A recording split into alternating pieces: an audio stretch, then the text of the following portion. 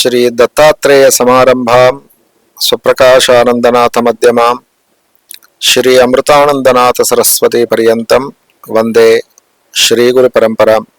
దంతేరస్ ధన త్రయోదశి. బంగారం కొనడం, బంగారం కొంటేనే అమ్మ వస్తుంది అనడం, ఇది ఎంత మటుకు కరెక్టో వారి విఘ్నతగా విడిచిపెడితే, దంతేరస్ రోజు చేయాల్సినటువంటి ముఖ్య కార్యం ఏంటంటే అమ్మవారి పైన ధ్యాస కలిగి అమ్మవారి బీజాక్షరం శ్రీం అనే నామాన్ని జపం చేయడం, పద్మిని పద్మజనని పద్మాక్షి పద్మసంభవే అనే నామం చక్కగా తామర పూలతో అమ్మవారిని అలంకరించడం, ఏ ఇంట్లో గొడవలు లేకుండా, ఏ ఇంట్లో భేదభావం లేకుండా, ఏ ఇంట్లో ప్రేమతో ఉంటారో ఆ ఇంట్లో లక్ష్మీదేవి ఉంటుందని శాస్త్రం. కాబట్టి బంగారము కొనడము అనేది సరి అయినటువంటి విధానం కాదు. కానీ బంగారంలాగా బ్రతకండి, విలువగా బ్రతకండి, ప్రేమగా బ్రతకండి. కాబట్టి పండగ అంటే ప్రేమను వ్యక్తం చేసేది.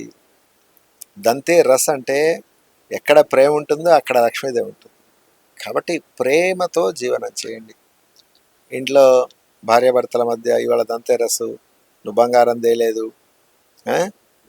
నువ్వు బంగారం కొనుక్కరాలేదు, నువ్వేం భర్తవి, ఇదంతా ఏంది, ఈ గొడవలు కాదు. బంగారం అంటే భవిష్యత్తు, భవిష్యత్తును వెతుక్కునే పండగ దంతేరస్.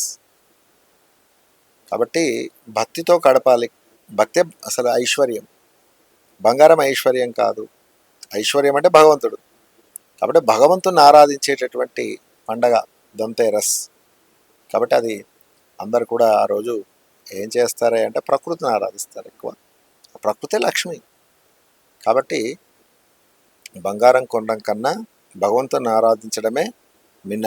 దయచేసి వీలైనంత చక్కగా అందరు కూడా శ్రీం అనే బీజాన్ని కానీ, కమలాత్మిక మంత్రాన్ని కానీ, మహాలక్ష్మి మంత్రాన్ని కానీ అందరు జపం చేయండి.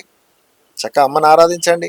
అందరు కుటుంబ సభ్యులంతా ఒక దగ్గర కూర్చొని లక్ష్మీదేవి ఫోటో పెట్టుకొని చక్కగా పుష్పాలు తెచ్చుకొని, ఏం లేదు చక్కగా 108 పుష్పాలతో ఆ ఫోటో ముందు శ్రీం నమః శ్రీం నమః ఇట్లా అర్చన చేయండి.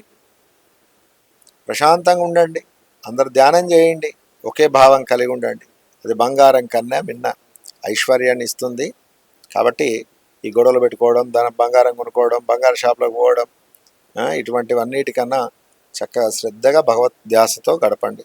శ్రీమాత్రే నమః.